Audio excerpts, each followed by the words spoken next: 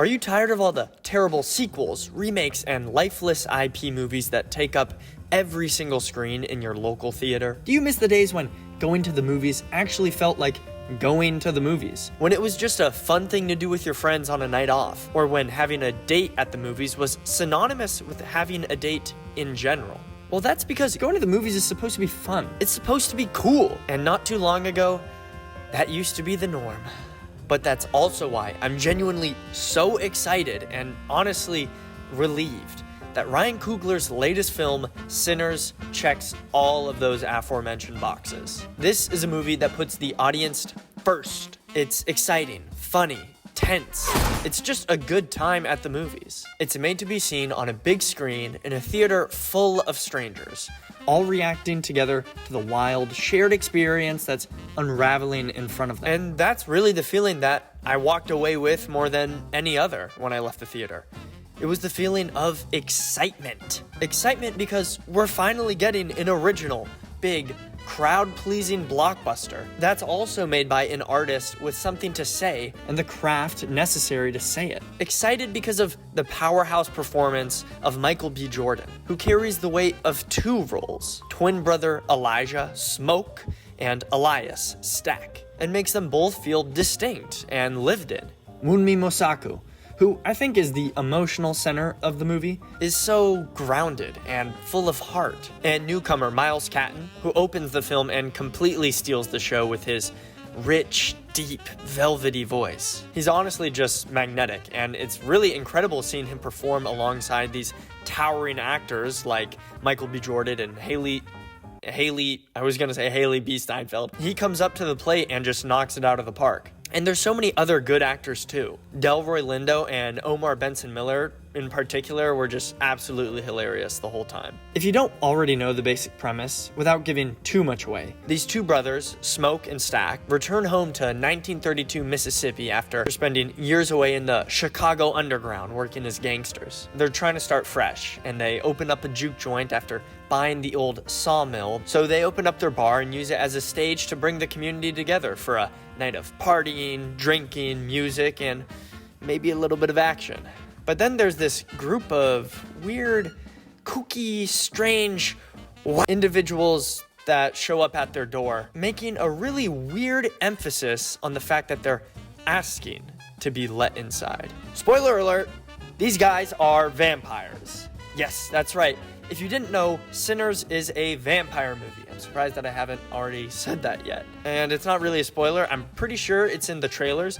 At least there are like these weird guys with teeth and red eyes that are in the trailers. So unless you're just unfamiliar completely with all the iconography of vampires, that's a spoiler, but I assume you're not. And what I love so much is that this movie relies on your knowledge of vampires without really explaining anything. For example, the whole setup of asking to be let inside is one of the largest points of tension within the entire film.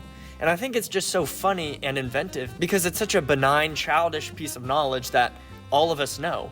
But in this movie, they use that piece of knowledge and take it so seriously, and it's really effective as a point of tension. They're trapped inside the juke joint while all of the vampires are outside waiting for them. But they can't come inside until the people in have let them. So yes, this is a vampire movie, but the way the movie reveals that piece of information, the way it eases you in, is so well done. And for the first 45 minutes, I kind of forgot that aspect of the film entirely. And it's because I was so locked into the characters, the world, and the atmosphere that Coogler was creating. And because you care so deeply about these characters and it feels so grounded within the first 45 minutes, when the vampires and other supernatural elements do kick in, it's totally electric. And it also never feels played out or overdone. The way Coogler blends the vampire genre with the Southern Gothic aesthetic, as well as Black American history and music, it feels fresh. I haven't seen this type of vampire movie in this type of setting or environment before. It feels real, like this world has been alive long before we all showed up here to watch it. Coogler shot Sinners on 65mm film with IMAX cameras, the same format that Chris Nolan used for Oppenheimer. And I am so glad he did it this way. There are these sequences where the frame literally opens up, and every time that happened, my jaw literally dropped to the floor of the cinema. I was just totally locked in, totally transported. And the music, damn! The music is amazing. The music also happens to be one of, if not maybe the main driving force behind the film's story. So for that matter, it needs to be really effective and really important. Who better to score a film like that than Ludwig Göransson, who also happened to be the composer on Oppenheimer. Thought that was pretty cool. Obviously, it was a great choice. The musical sequences are some of the most vibrant, expressive, and just straight up fun times I've had in a movie theater in a really long time. I saw Sinners opening afternoon at AMC City Walk with one of my good friends. We made sure to see it in IMAX 70mm format. You know, we got our tickets weeks in advance as soon as they dropped. We wanted the best seats in the house. And let me tell you, the theater was packed. Everyone was locked in. People were hooting and hollering, tensing up when the going got tense, laughing when the film decided to give us that release. It was, one of those rare things, one of those rare experiences, a true shared movie-going experience where everyone in the theater becomes like this one collective conscience, all experiencing the exact same thing happening right before our eyes. It was beautiful. In fact, I loved it so much, even though I'm back in the Bay, I'm literally going here to see it again. So I'm up here for my brother's birthday, and fun fact, Ryan Coogler's actually from the Bay Area too. Oakland, I'm pretty sure. So let's go. Yo, second time's the charm, I guess. I think I actually liked it a little bit more because there was a lot of dialogue that I think I missed the first time around that I was able to focus in on a little bit more. But yeah, still really good after round two. Now look, I know I'm basically filleting the movie here, right? I'm totally glazing that shit like sorry, I don't know why I did. But obviously, the movie isn't perfect. There are moments, there are a few lines here and there that pull me out of the story. In particular, Haley Steinfeld and some of her interactions with other characters feel a little bit forced to me, but I think overall she did a really good job considering how tough the role she was asked to do is. And those moments that pull me out happen, honestly, those moments are few and far in between. And they didn't really take away from the movie as a whole. To me, honestly, this movie has everything you would want in a night out at the movies. It's exciting, full of action, full of tension. It's genuinely funny when it wants to be, and just totally engrossing when it leans into the music. The performances are strong, and yeah, it's also a little bit sexy. It's a little spicy. Like, honestly, way sexier than I thought it was gonna be. There's a lot of talk about sex. There's a lot of sex on screen. In particular, lots of oral things being talked about and performed on your movie screen. And to be honest, I was all here for it. I thought it was really exciting. And I thought it also fit the vampire genre really well. Think about it. Vampires, they have those teeth and they're doing a lot of sucking, these are monsters who live off of blood, off of lust, off of want. And having that sexual energy in the movie creates a lot of energy throughout the rest of the film, which blends perfectly with the genre that it's using to tell its story. Also, I just want this movie to succeed. I want it to do well. I want it to make a lot of money. I want a lot of people to go out and see it. And that's because it's an original blockbuster movie by a director who actually cares about having something to say and who's actually talented and has the craftsman skills to pull off whatever it is he does want to say. It's someone who keeps the visual medium of cinema alive, who wants to put his movies in theaters on the biggest screens possible. And he's young. He's under 40 years old. These type of filmmakers are not very common these days, and these types of movies are not very common, and these types of movies are even less common. I think it's important that we all go support them when they come out. And it's just a good time at the movies. It's crowd pleasing, it's entertaining. I swear, 99% sure if you and a bunch of friends went out to go watch Sinners and got a few drinks before or after, you'd have a really good time. It would just be a good night out. It'd be well worth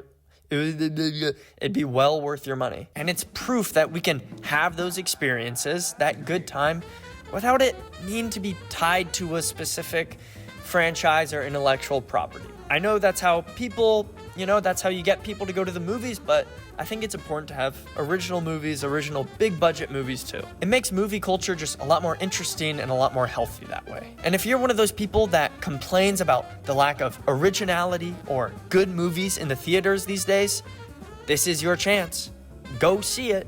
Go vote with your dollar. Let Hollywood know that we're still here and we still care about movies. Because Sinners is exactly the kind of win that movies as a whole need right now. It gets the any more stamp of approval. Go see it. Go vote with your dollar. Go see it on the biggest screen possible. Peace! What's good? If you're new here, check out my other video about Baxter that you might have seen the thumbnail for, potentially. Or funny games. I usually make videos about older movies as well as videos about interesting parts of history and books that I find interesting. So if you're into that, come subscribe. I don't usually make movies or reviews about stuff that's currently in theaters, but I thought I'd try something new. And for the people that are subscribed that do watch all of my stuff, you might be wondering like, hey, man, where's the white wall you're standing in front of? Where's your blazer? Where's your long lens making the field of view compress? Why are you recording into an iPhone right now? Well, like I mentioned, I'm up for my brother's birthday, and you also might have heard that I was planning to make this video on like the history of capital and punishment and all this stuff, and I brought up my computer to edit it while I was here, but then I checked the SD card slot, and I realized my SD card is still trapped inside my camera back in LA. So I couldn't edit that, and I decided to make this video instead. But that video is coming out next week. At this point, it's like the longest video I've been working on. I think it's going to be maybe 30 or 40 minutes long. So please watch that one. I hope it does well. I know only the movie videos seem to be doing well, but hey, whatever. I like that other stuff. Anyway, please go check out Sinners. If you saw it, let me know what you thought about it in the comments section down below. Also, let me know what you think of my eyebrows. Bro, people be roasting my eyebrows in the Baxter comment section. It's tough. It's tough out here. Anyway, subscribe!